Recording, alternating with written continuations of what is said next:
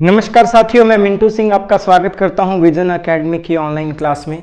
देखिए, आज हम फर्स्ट ग्रेड के लिए सिक्स्थ पोएम करने जा रहे हैं और पोएम का नाम है my last touches. My last touches poem को पोएट रॉबर्ट ब्राउनिंग ने लिखा है।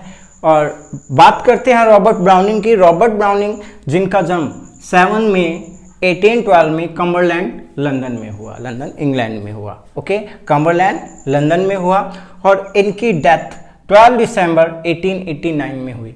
ओके, और इनको वेस्टमिनिस्टर एबे में दफनाया गया है। वेस्टमिनिस्टर एबे है क्या? वेस्टमिनिस्टर एबे एक लंदन में बहुत ही फेमस चर्च है। देखो, कॉलेजिएट चर्च कह देते हैं, कॉलेजिएट चर्च ऑफ इंग्लैंड, वहाँ की कॉलेजिएट चर्च है, बहुत ही फेमस चर्च है, रॉयल चर्च भी कह देते हैं इसको। ठीक है, वेस्टमिनिस्टर एबे एक रॉयल चर्च है जहाँ पर बहुत ही फेमस पोएट, स्कॉलर और शाही लोगों को दफनाया गया है। ठीक है, तो पोएट रॉबर्ट ब्राउनिंग को भी यहीं दफनाया गया। इनका लिटरेरी मूवमेंट विक्टोरियन एज से ये बिलोंग करते थे और इनकी शादी एलिजाबेथ बैरेट से हुई। इनकी शादी एलिजाबेथ बैरेट से हुई। एक्चुअल में ये एक लव मैरिज थी। 1845 में इनको एलिजाबेथ बैरेट से प्यार हुआ और इन्होंने भागकर शादी की, क्योंकि एलिजाबेथ के पिता शादी के लिए राजी नहीं थी, तो भागकर इन्होंने शादी कर ली 1846 में। लेकिन एलिजाबेथ बैरेट, जो कि खुद भी एक बहुत बड़ी राइटर थी, वो फिजिकली थोड़ा सा स्ट्रांग नहीं थी, फिजिकली वीक थी, जिस कारण से क्या है उनकी 1861 में डेथ होगी। एलिजाबेथ बैरेट की डेथ 1861 में हो गई, तो उनकी डेथ पर इन्होंने बहुत ही फेमस वर्क लिखा, मैन एंड वुमेन।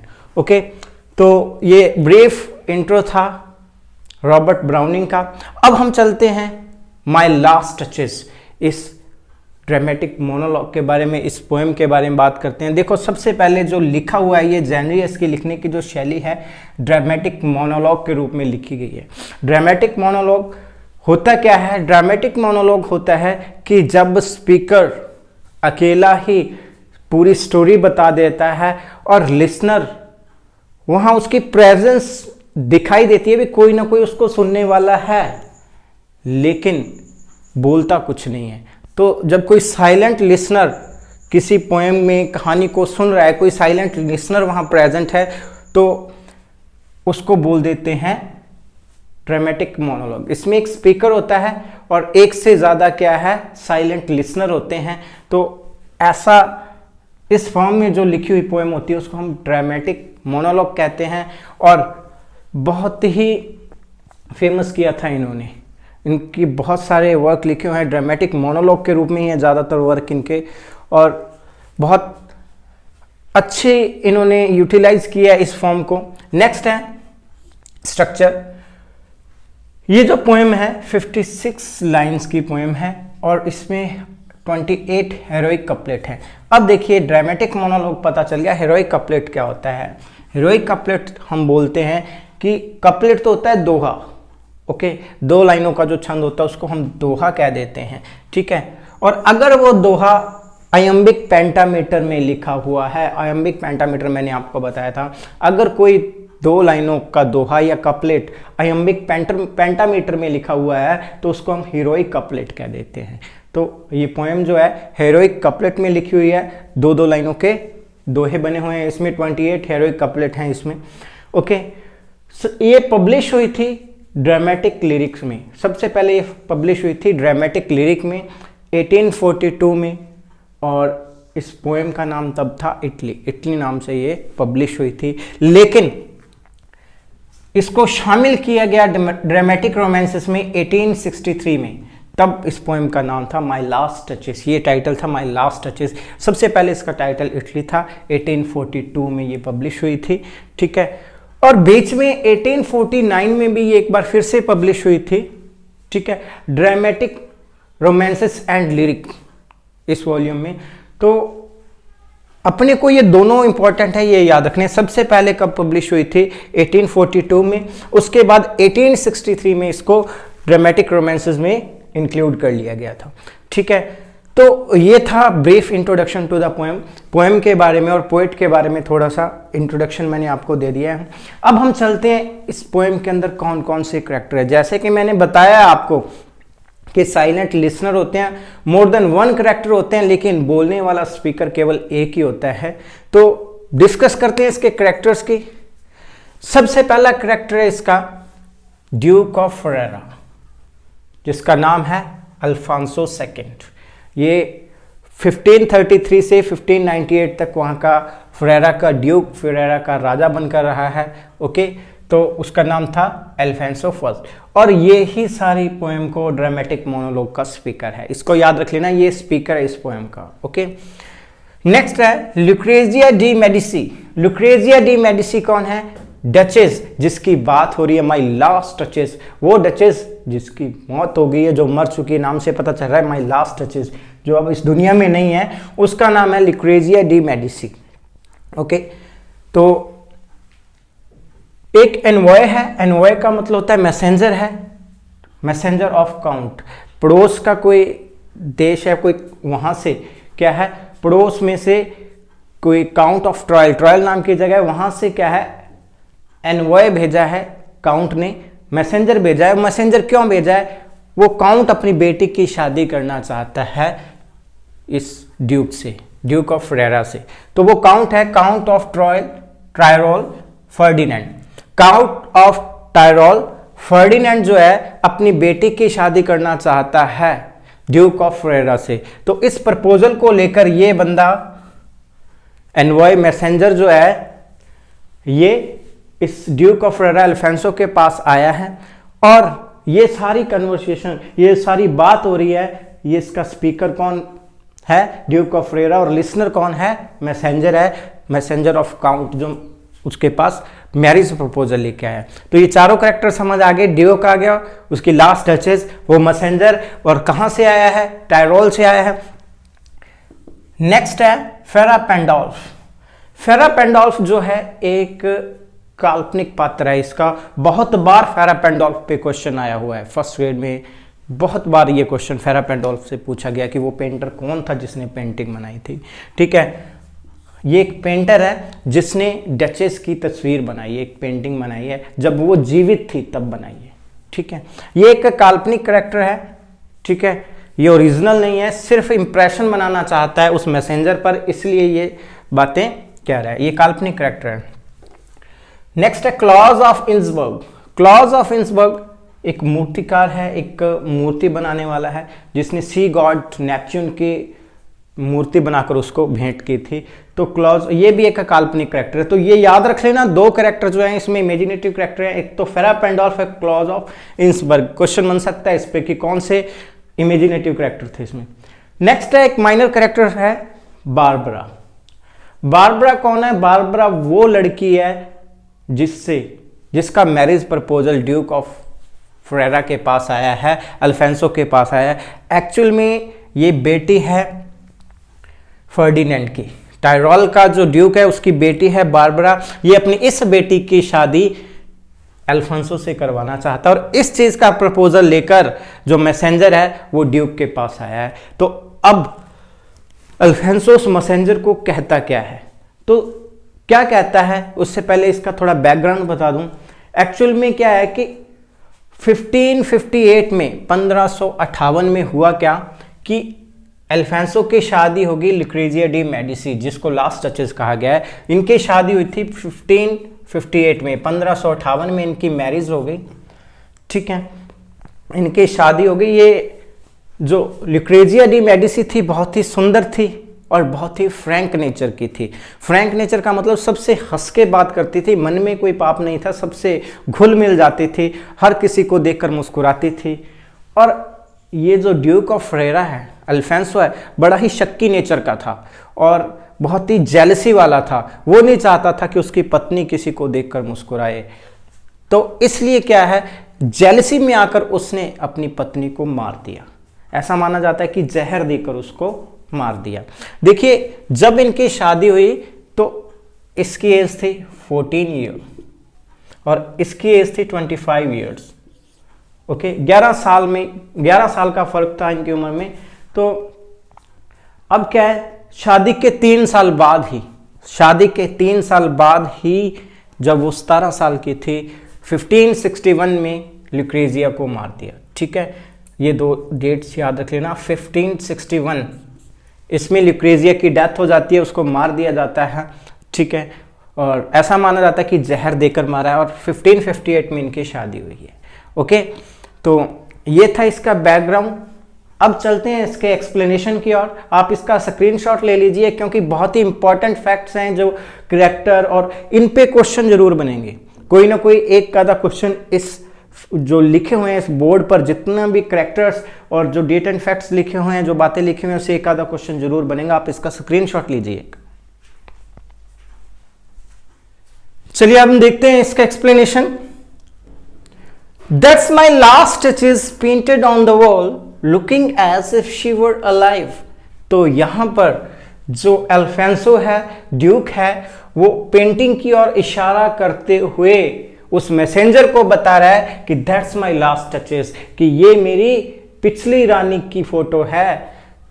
ये डचेस जो थी, ये कॉसिमो फर्स्ट ड्यूक ऑफ टस्कैनी उसकी बेटी थी। ये डचेस जो थी ल्यूक्रेजिया, डचेस ल्यूक्रेजिया के लिए आया, ये कॉसिमो फर्स्ट की बेटी थी, कॉसिमो फर्स्ट, ठीक है, जो कि टस्कैनी का ड्यूक था, टस्कैनी नाम की जगह का ड्यूक था, ठीक है। ये ल्यूक्रेजिया के लिए आया। That's my last touches painted on the wall looking as if she were alive. ऐसा लग रहा है जैसे कि वो जीवित हो। I call that a piece of wonder. मैं उसको बहुत ही अद्भुत कलाकृति मानता हूँ, पीस ऑफ वंडर मानता हूँ उस पेंटिंग को, उस तस्वीर को मैं बहुत ही अद्भुत पेंटिंग मानता हूँ।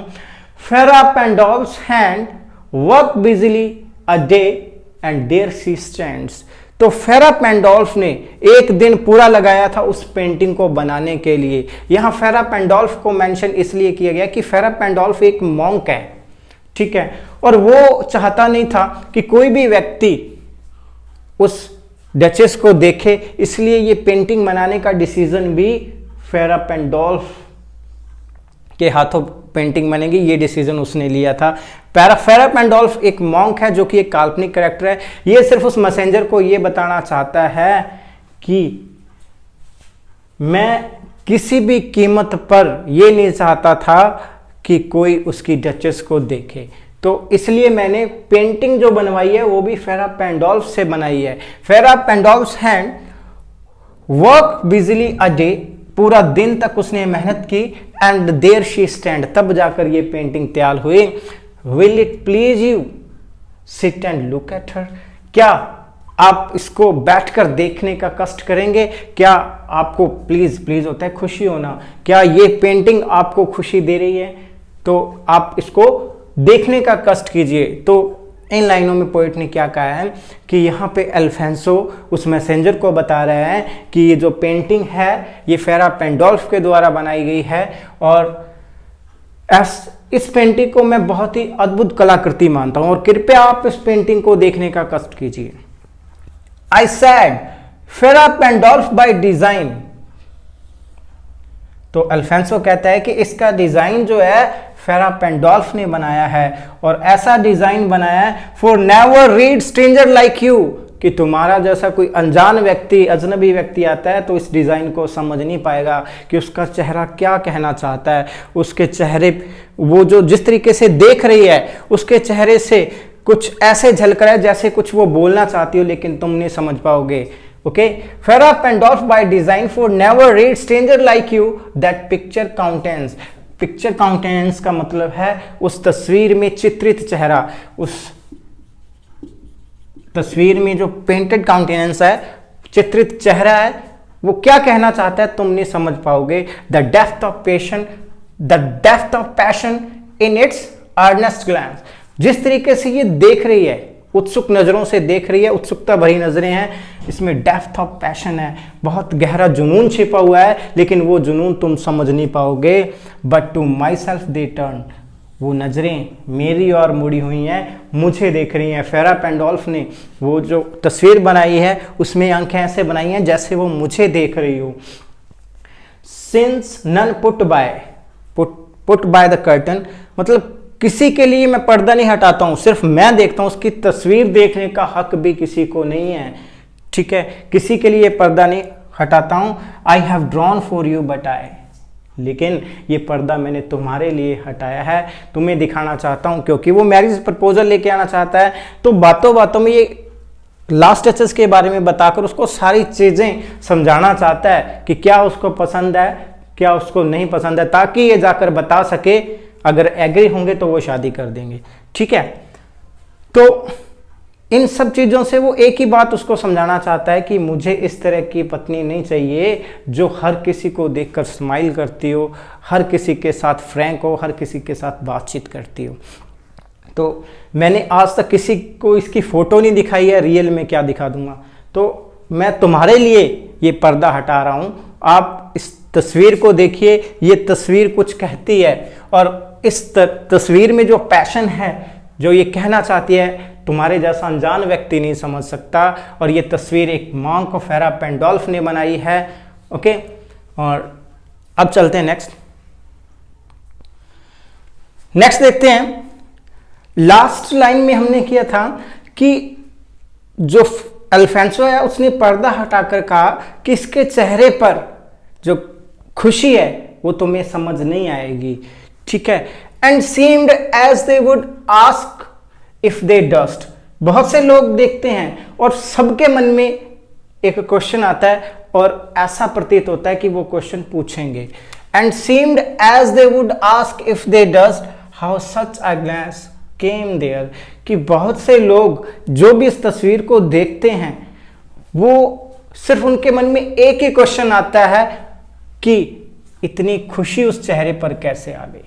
इफ दे डस्ट, अगर वो डेयर कर सके, वो हिम्मत कर सकें। सो नॉट द फर्स्ट, इसलिए इस तस्वीर को देखकर यही क्वेश्चन तुम्हारे माइंड में आया होगा। तुम पहले इंसान नहीं हो जिसके दिमाग में ये क्वेश्चन आया। So not the first are you turn and ask thus. और ये क्वेश्चन पूछने वाले तुम पहले व्यक्ति नहीं हो। Sir it was not her husband presence only.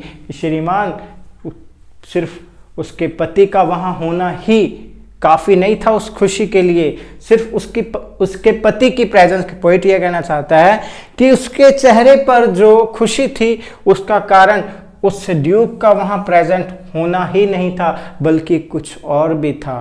Call that sport of Joy into duchess. तो डचेस के चेहरे पर क्या है, इतनी खुशी का कारण क्या है? वो सिर्फ उसके पति की प्रेजेंस नहीं था। डचेस की थोड़ी स्पेलिंग सही कर लेना, ऊपर बाय मिस्टेक गलत लिखी गई है, टी लिखा गया बीच में, तो डचेस इसको कर लेना सही, ठीक है, duchess, okay. Of Joy into duchess cheek, perhaps फेरा पेंडोल्फ चांस टू से हर मेंटल लैप्स। शायद फेरा पेंडोल्फ को कुछ कहने का मौका मिल गया हो। Over my ladies wrist too much. शायद फेरा पेंडोल्फ को यह कहने का मौका मिल गया हो कि मैडम आपका जो कपड़ा है, जो आपने ओढ़ रखा है, वो आपकी जो रिस्ट, आपकी कलाई को ज़्यादा ढक रहा है। आपने जो लबादा या मेंटल जो पहन रखा है, चोगा पहन रखा है, वो आपकी बाजू को ज़्यादा ढक रहा है। मतलब हल्की सी उसकी तारीफ करने का मौका मिल गया हो, ऐसा लगता है।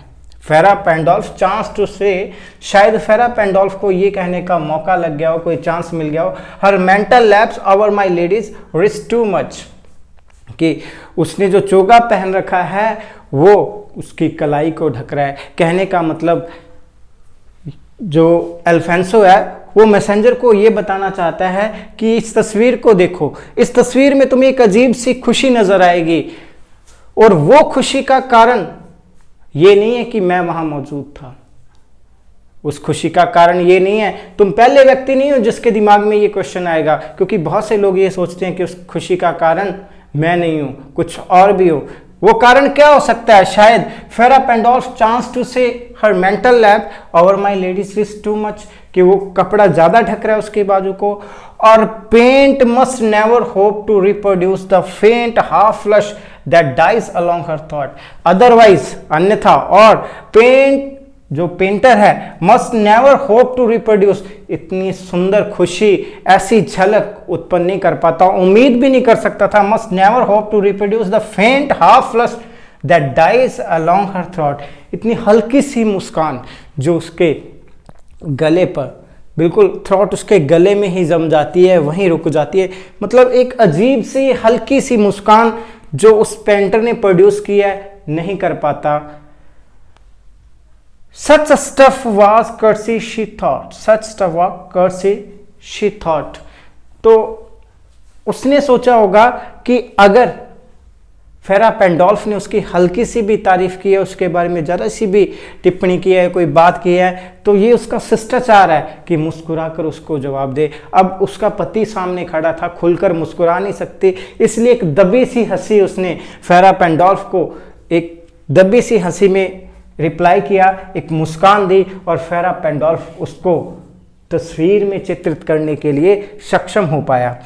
Was courtesy she thought and cause enough for calling up that spot of joy she had. जो खुशी उसके चेहरे पर नजर आ रही है, शायद यही कारण है कि उसने शिष्टाचार समझकर या उसका थैंक्स बोलने के लिए, उसको धन्यवाद करने के लिए हल्की सी मुस्कान देनी चाहिए हो, और अपने पति की मौजूदगी के कारण वो स्माइल उसको ना दे पाई हो, इसलिए एक दबी सी हंसी उस चेहरे में नजर आती है। तो इस स्टैंजा में ये लिखा हुआ है, ये बताया गया है कि बहुत से लोग जो भी इस तस्वीर को देखते हैं उनके दिमाग में एक ही क्वेश्चन आता है कि इस पेंटिंग में जो स्माइल है, जो मुस्कान है, एक दबी सी हंसी है, वो सिर्फ ड्यूक के वहां होने के कारण नहीं है, कुछ और भी है जिसके कारण ऐसी हंसी है।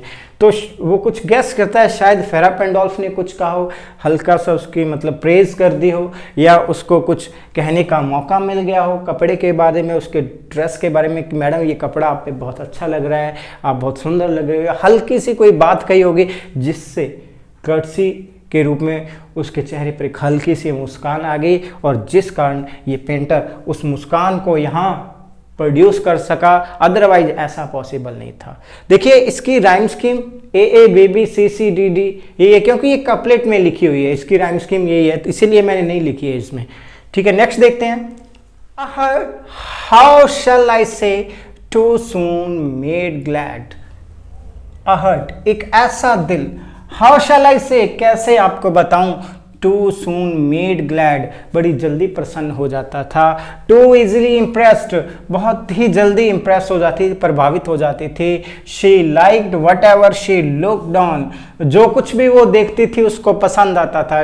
She liked what ever she looked on and her looks went everywhere, और उसकी लुक्स चारों तरफ देखती रहती थी, आसपास देखती रहती थी, और जो भी चीज उसको दिखाई देती थी उसी से वो प्रसन्न हो जाती थी।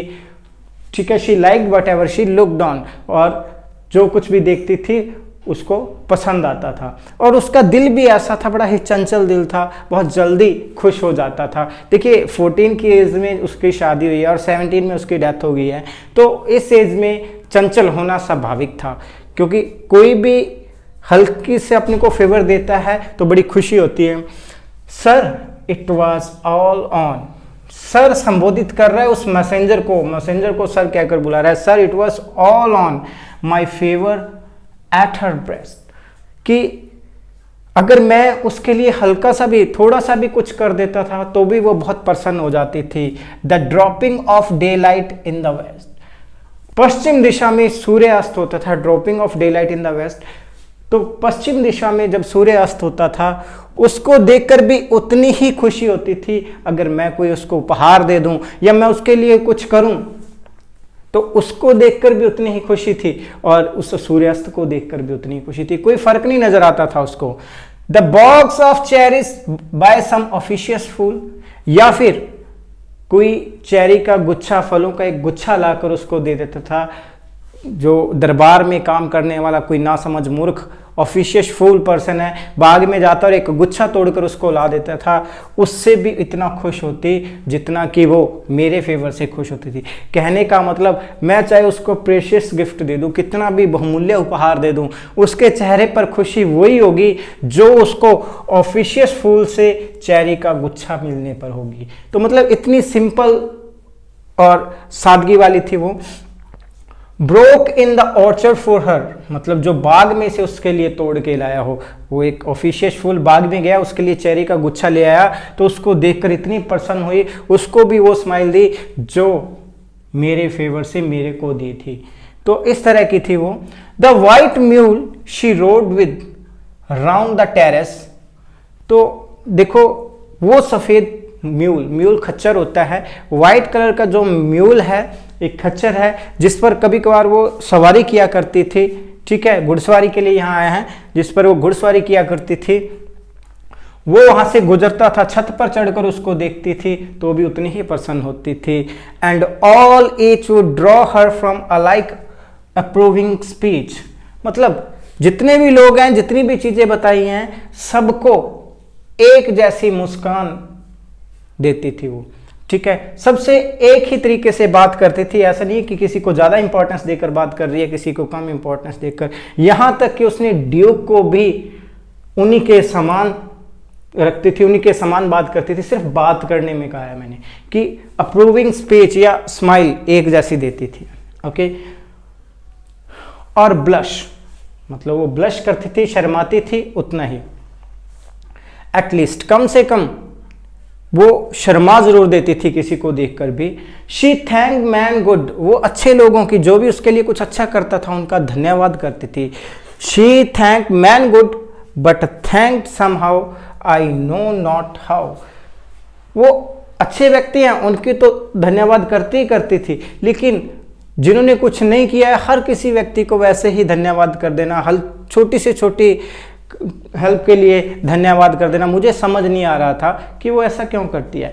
As if she ranked my gift of 900 years old name with anybody's gift, तो उसको ऐसा लगता था कि कहाँ तो मैंने इसको 900 साल पुराना नाम दिया है, क्योंकि उसका जो परिवार था वो उसकी पीढ़ी 900 साल पुराने राज कर रही थी, तो एक उसको अपनी पत्नी बनाकर वो 900 साल पुराना नाम दिया, एक गिफ्ट दिया है, ठीक है।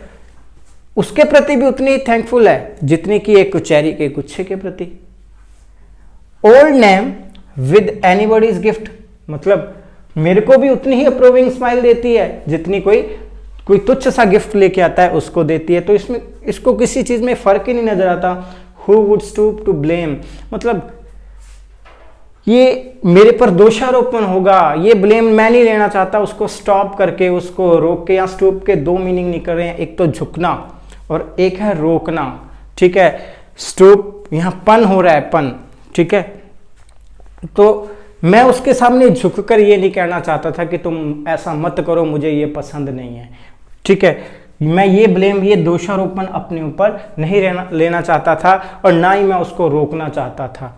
तो उसकी नज़रों में ऐसा नहीं दिखाना चाहता था कि मैं ओवर प्रोटेक्टिव हूँ या मैं तुम पे शक करता हूँ, जेलसी करता हूँ, ऐसा वो नहीं करना चाहता था। इसलिए उसने क्या किया, उस डचेस को रोका नहीं। तो इन लाइन्स में बताया है कि जो डचेस थी उसका जो स्वभाव है बहुत ही फ्रैंक और फिक्कल था, बड़ी चंचल स्वभाव की थी। हर छोटी से छोटी चीज़ को देखकर उसके चेहरे पर स्माइल आ जाती थी और वो हर व्यक्ति से खुश होकर बात करती थी, चाहे कोई ऑफिशियस फूल है या म्यूल है, हर चीज़ को देखकर उतनी ही प्रसन्न होती थी जितनी कि उस ड्यूक को देखकर प्रसन्न होती थी। और ये चीज़ ड्यूक बर्दाश्त नहीं कर पाया। ये चीज़ उसको ऐसा लगा कि मेरा 900 साल का नाम जो मैंने उसको दिया है उसके बराबर उसने रख दिया है उस बॉक्स ऑफ चेरी को, एक तुच्छ से गिफ्ट को। मेरा गिफ्ट जो है उनके गिफ्ट के समान है, क्योंकि मेरे गिफ्ट से भी उतनी ही स्माइल आती है जितनी कि एक आम आदमी के गिफ्ट से आ जाती है। चलिए नेक्स्ट देखते हैं।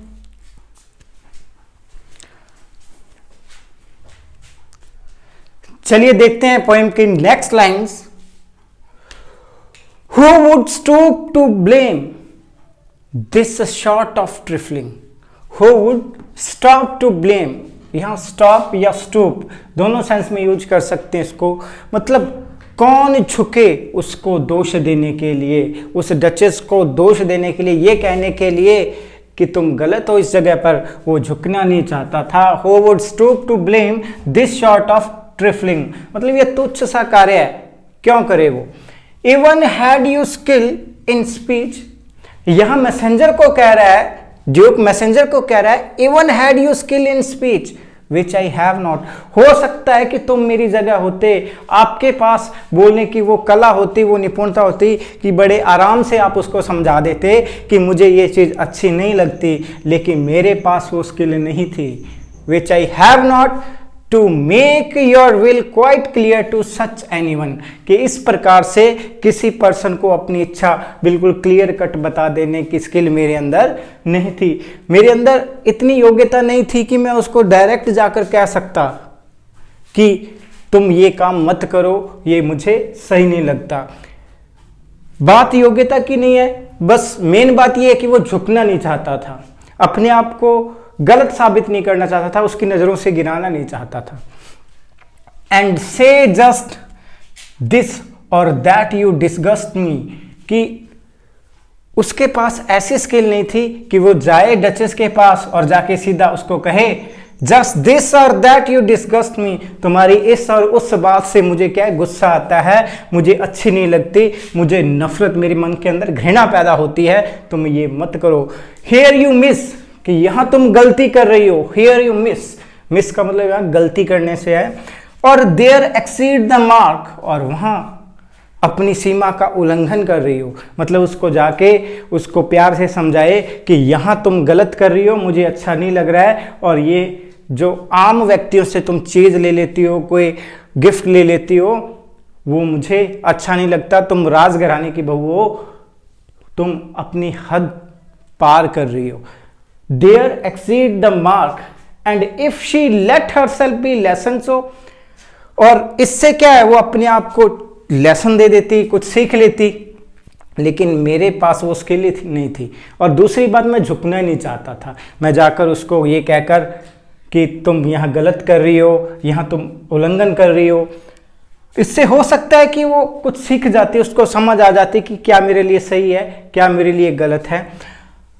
No plainly set her wits to your forsooth and made excuses, और हो सकता है कि वो अपनी बुद्धि को, अपनी विट्स को तुम्हारे डाउट के अकॉर्डिंग सेट ना कर पाए।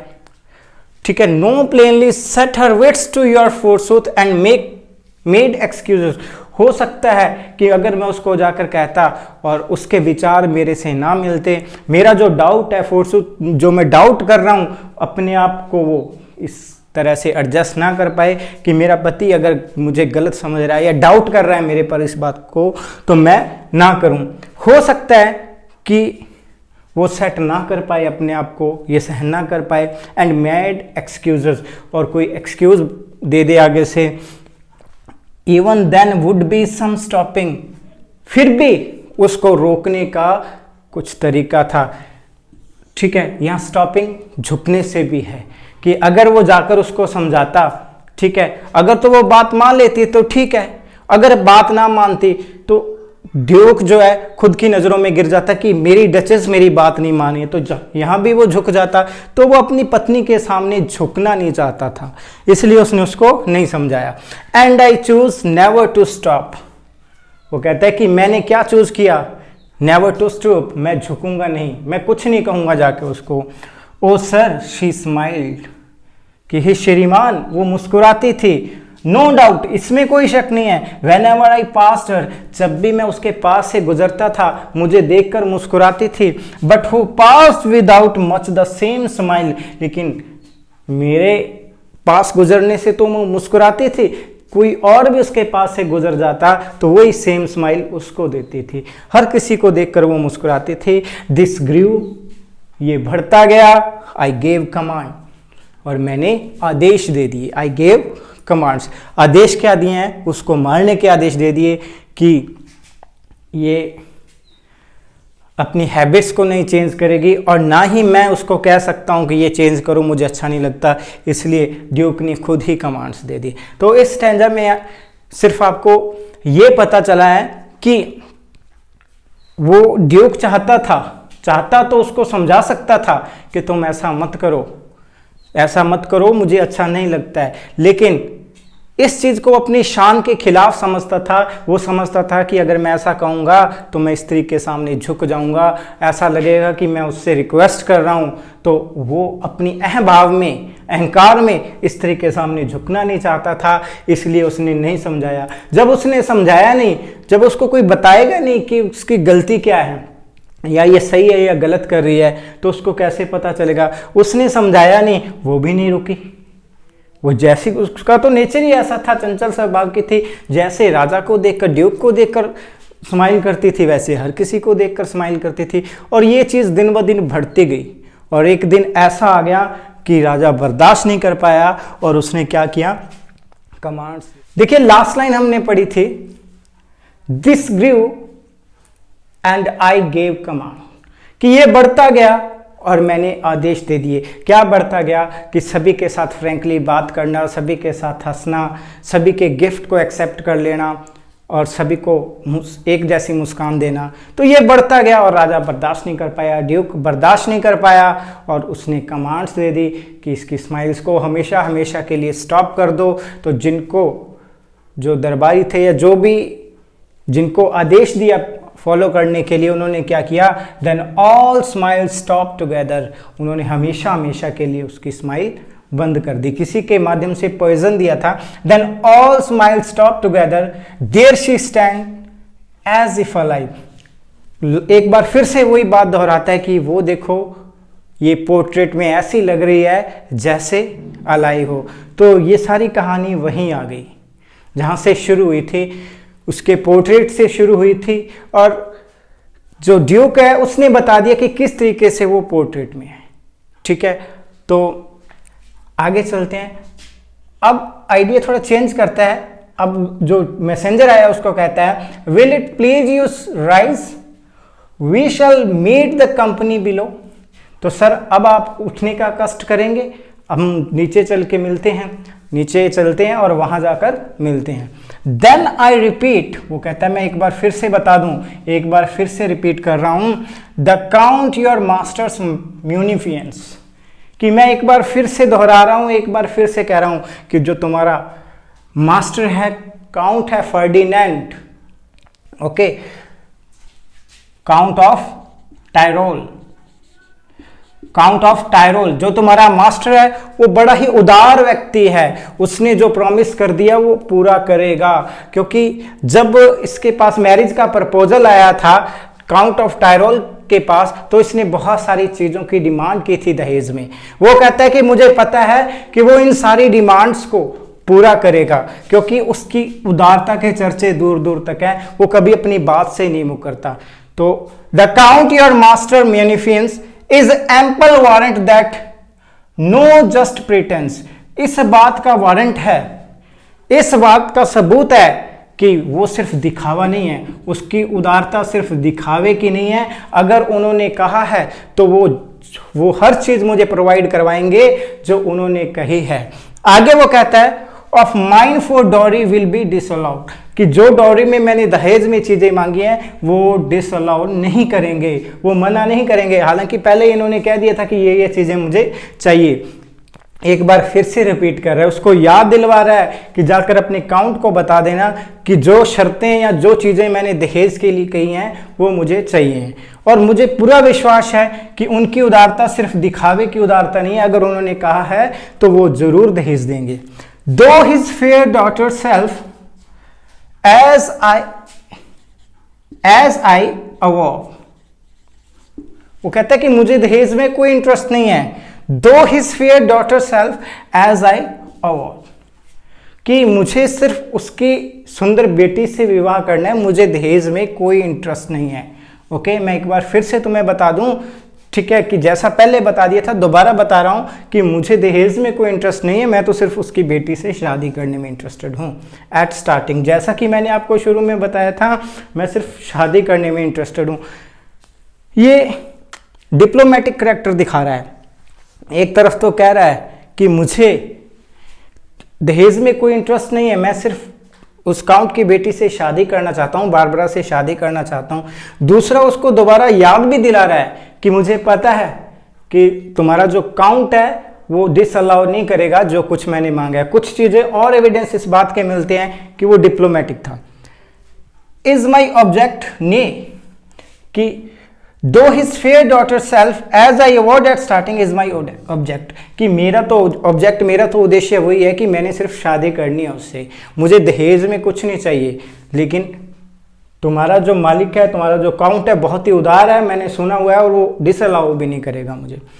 ने we shall go together down sir. चलिए इतना ही नहीं, कुछ और भी आपको दिखाता हूं। इतना नहीं, हम चलते हैं नीचे, कुछ और भी दिखाता हूं। Notice Neptune. तो वो सी गॉड नेपच्यून की तस्वीर देखिए, मूर्ति देखिए उसकी। तो टेमिंग द सी हॉर्स, वो सी गॉड है, एक समुद्री घोड़े के सिर पर हाथ फेर रहे हैं। ये जो मूर्ति है थॉट रेयरिटी, इसको दुर्लभ मूर्ति माना जाता है, दुर्लभ नमूना है कलाकृति का। तो ये हर किसी के पास नहीं होती। ये महत्वपूर्ण या महंगी महंगी चीज़ें, कॉस्टली थिंग्स दिखाकर ये दिखाना चाहता है कि मेरे पास ऐसे आर्टिकल्स हैं जो दुर्लभ हैं, और दहेज में भी वो वैसी ही चीज़ें चाहता है। Taming sea horse thought reality which Claus of Innsbruck cast in bronze for me. ये क्लॉज ऑफ इंसबर्ग है, मैंने पहले बता दिया है कि वहाँ किसी मूर्तिकार से ये गिफ्ट आया था उसको, जो कि तांबे की बनाकर ये मूर्ति भेजी है। ये भी एक इमेजिनेटिव करेक्टर है, ये रियल करेक्टर नहीं है। एक तो फेरा पेंडोल्फ और एक ये एक मीडियम है उसको बताने का। फेरा पेंडोल्फ मीडियम है इस चीज़ का कि उसको ये पसंद नहीं है कि उसकी होने वाली पत्नी भी लास्ट डचेस की तरह व्यवहार करे, वो इस चीज़ को इंडिकेट करता है। और ये जो क्लॉज ऑफ इंसबर्ग है, ठीक है, और उसने जो मूर्ति गिफ्ट की है, वो ब्रॉन्ज की मूर्ति गिफ्ट की है, ये किस चीज़ का संकेत देती है? ये उसको बताना चाहता है कि मुझे दहेज भी चाहिए। एक तो उस लड़की का व्यवहार लास्ट डचेस जैसा नहीं होना चाहिए, उदारता इतनी ज़्यादा नहीं होनी चाहिए, और दूसरा मुझे दहेज भी जितना मैंने कहा है उतना मिलना चाहिए। तो इस तरीके से ये उस मैसेंजर को एक संदेश ही देना चाहता है। मैसेंजर के थ्रू अपनी बात काउंट ऑफ टायरोल फर्डिनेंड के पास पहुंचाना चाहता है, इसलिए ये सारे एग्जाम्पल उसने दिए हैं। लास्ट डचेस की कहानी उसको सुनाई है और कुछ चीज़ें उसको दिखाई हैं जो कि रेयरिटी थी। तो ये थी इसकी एक्सप्लेनेशन। उम्मीद है आपको समझ आई होगी। देखिए, जब एग्ज़ाम होगा अपना, एक बार सभी को एक्सप्लेन कर रहा हूँ, आपको क्लियर कर रहा हूँ, और मोस्ट ऑफ द थिंग्स जितनी भी ज़्यादा से ज़्यादा हो सकती हैं वो चीज़ें इसमें बताने की कोशिश कर रहा हूँ। लेकिन एक बार फिर से जब एग्ज़ाम होगा तो आपको इनमें से इंपॉर्टेंट क्वेश्चन जो है वो भी इसी तरह से लिखकर एक एक क्वेश्चन यहाँ बोर्ड पे करवा दूंगा। एक कंप्लीट सीरीज बनाऊंगा क्वेश्चंस की, जितने भी टॉपिक आपको करवा रहा हूँ सभी के क्वेश्चन करवाऊंगा आपको। तो मिलते हैं अपनी नेक्स्ट क्लास में। Thank you very much.